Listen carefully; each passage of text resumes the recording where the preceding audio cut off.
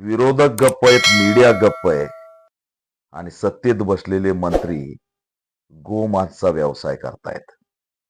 Nitin Gadkari expose केलाय. त्याचं नाव आहे मुकेश मोहन, बाबासाहेबांचं लेकरू.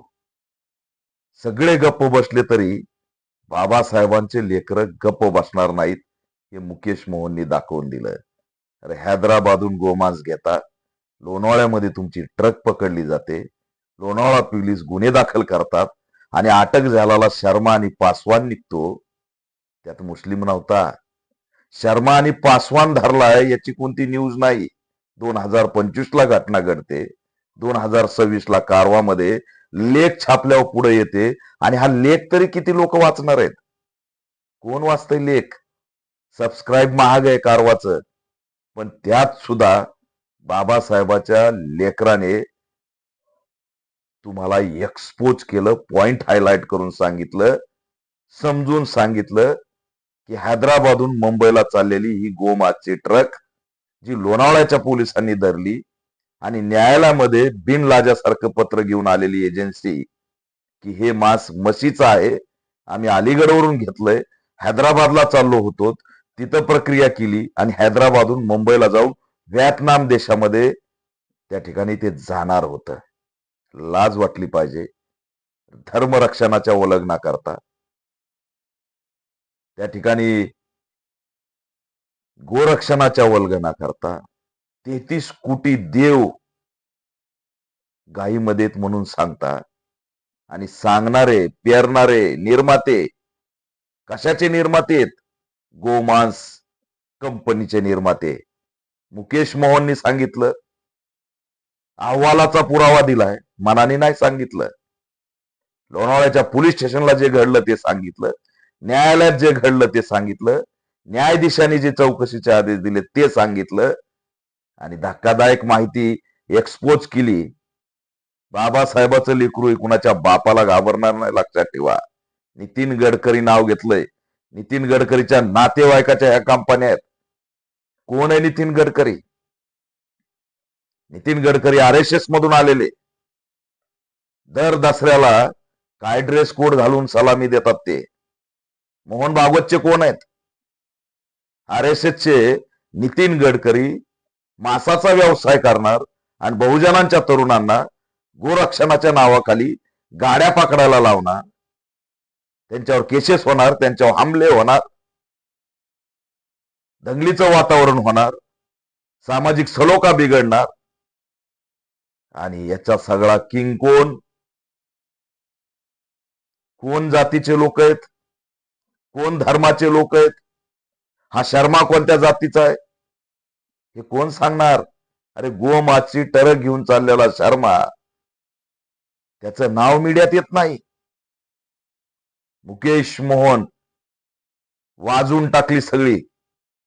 कुणात हिंमत झाली नाही कारवामध्ये लेख आल्यावर त्याच्यावरती एखादा सोशल मीडियामध्ये आवाज उठवावा, मीडियाने त्या लेखचा अहवाल बाहेर काढावा.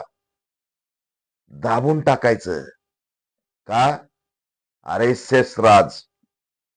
RSS जे करल ते खरं. तिथं कोर्टात सांगताय म्हशीचं मटण आहे, म्हशीचं मांस आहे. लोकांच्या घरात घुसू घुसू त्यांचे पातिले चुलीवरचे बाहेर काढू काढू चेक करणारे तुम्ही. सरकारचा, पोलिसाचा, न्यायालयाचा, न्यायाधीशाचा तिथल्या परीक्षणाचा अहवाल यायच्या आधीच तुम्ही पत्र देताय की आमचं मांस आम्हाला द्या, ते म्हशीचं आहे, अलीगडून आणलंय, हैदराबादला प्रक्रियेला पाठवलंय आणि मुंबईला नेऊन व्हिएतनामला पाठवणार. करोडो रुपयाच्या तुमच्या कंपन्या, नातेवाईकाच्या कंपन्या. नितीन गडकरी काय चाललंय? आणि लाज वाटायला पाहिजे भक्तांनो, फेक अकाउंटवाल्यांनो. सरा चाराण्यामध्ये जगणाऱ्या अवलादी तुम्ही फेक अकाउंटवाले. काम धंदा तर काही करत नाहीत, आईत खाऊस आले. कुणाची तळी उचलताय? कुणाच्या भक्तीत तली नाहीत. बहुजनांना गुलाम करून इकडं गोमांस शिकणारे हे आणि बहुजनांच्या लेकराला देशोधडीला पाठवणारे तुम्ही. त्यांनी अनवाणी पायाने चालायला लावायचं, त्यांना वेगवेगळे नारे शिकवायचे. त्यांच्या कानात बाळ्या घालायच्या, त्यांचे टिक्के बदलायचे, मुस्लिमांच्या समोर उभा करायचा. आणि तुम्ही काय करायचं? हैदराबाद, कोण आहेत हैदराबादला? कुणाकडून आणलं हे? तुमचे सगळीकडे समंत. आणि इकडं दीडशाने मला ह्याचं मतदान नको, मला त्याचं मतदान नको. अरे नितीन गडकरी काय करतोय बघ ना. नितीन गडकरीचं काय सुरू ते बघ ना. बहुजन म्हणून कधी डोकं ठिकाण्यावर येणार आहे की नाही?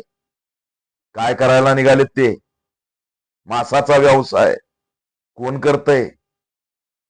इतिहास आहे, वाचा. गायी कुणी कापल्यात,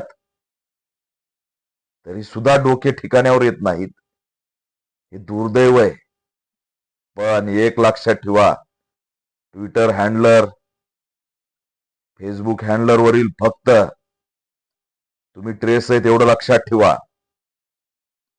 फेक अकाउंट काढूनच तुम्ही लिहू शकता. ते मी मुकेश मोहनच्या वॉलवरती कमेंट वाचल्या, त्याचे पाये काढायच्या धमक्या देत आहे. हा एक कमेंट ऐसे की आप रोड पर संभाल के चलो, खत्म कर देंगे. का नितीन गडकरीचं नाव घेतलं, तुमचा अजेंडा एक्सपोज केला, म्हणून त्या बाबासाहेबाच्या लेकराच्या पाठीमाग हात धुवून लागणार? आणि तुम्ही करणार तरी काय? येतं काय तुम्हाला? सहन नाही झालं की त्यांचे हातपाये काढू, मारून टाकू, रोडवर या. नीट राहा. बाबासाहेबांचे लेकर बोलणार, तुम्हाला एक्सपोज करणार. तुमच्या बापाची जागीर नाही, बहुजनांना इथं संपवायला निघालात. काय करणार नितीन गडकरीचं आता? आता नाही 33 कोटी देव त्या ठिकाणी, त्यांचा गोमाता त्या ठिकाणी काय केलंय, कशा प्रकारे गोवंश काय चालू आहे, नितीन गडकरीचं काय करणार? सूत्रा, हे काय करतायत आणि आपल्याला काय करायला लावलंय,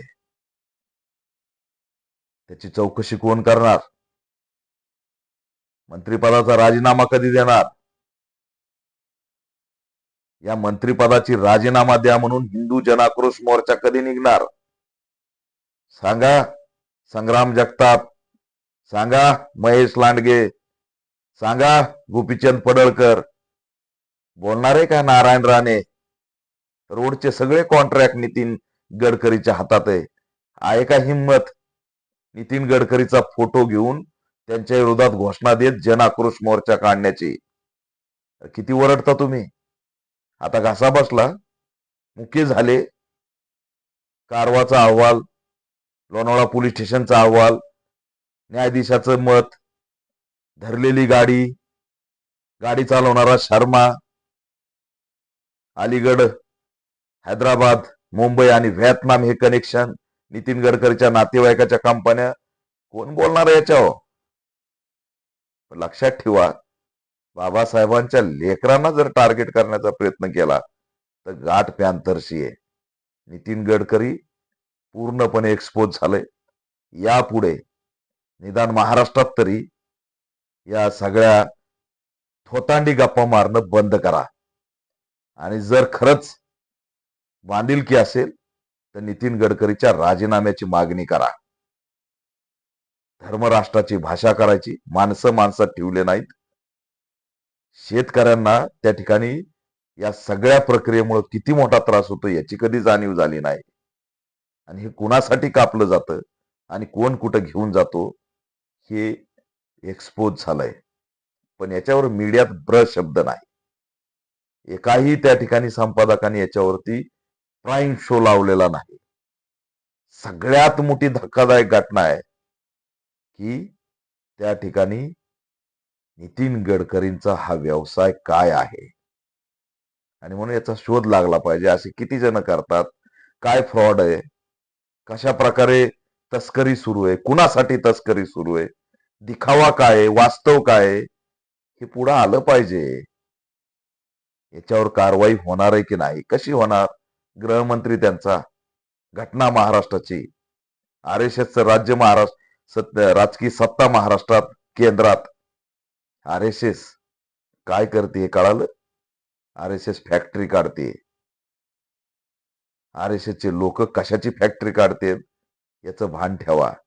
RSSचे त्या ठिकाणचे नेते कशाचा व्यवसाय करतायत याचं भान ठेवा आणि आपल्याला काय कामाला लावलं याचं भान ठेवा. मुकेश मोहन बिनधास्तपणे वाजवत राहा. हा पॅन्थर ठामपणे पाठीशी उभा राहील. कोणत्याही भक्ताला घाबरायचं नाही. यांच्यात जर दम असता, यांच्या बुडात जर दम असता तर हे फेक अकाउंट काढून शिव्या देत बसले नसते. संविधान आहे, कायदा आहे, नीट राहा. आणखी आम्ही तुम्हाला सिरियस घेतलं नाही. तुमच्या 4 आण्याची आणि 8 आण्याची आम्ही सुद्धा किंमत करतो. तुमच्या पोटाचा प्रश्न आहे हे आम्हाला सुद्धा माहिती आहे आणि तुमच्या पोटाच्या प्रश्नासाठी आम्ही गप्प आहेत. पण ज्या दिवशी अति होईल त्या दिवशी पोटावर पाय दिल्याशिवाय राहणार नाही आणि 4 आणि 8 आनेवाले औषधाला सुद्धा ठेवणार नाही. एवढा सुद्धा गर्भित इशारा देतोय. मुकेश मोहन सारख्या बाबासाहेबांच्या लेकराच्या केसाला जरी धक्का लागला तर याद राखा भक्तांनो, गुलामांनो, तुम्ही कुणाचे गुलाम आहेत? चड्डीवाल्यांच्या गुलामांनो.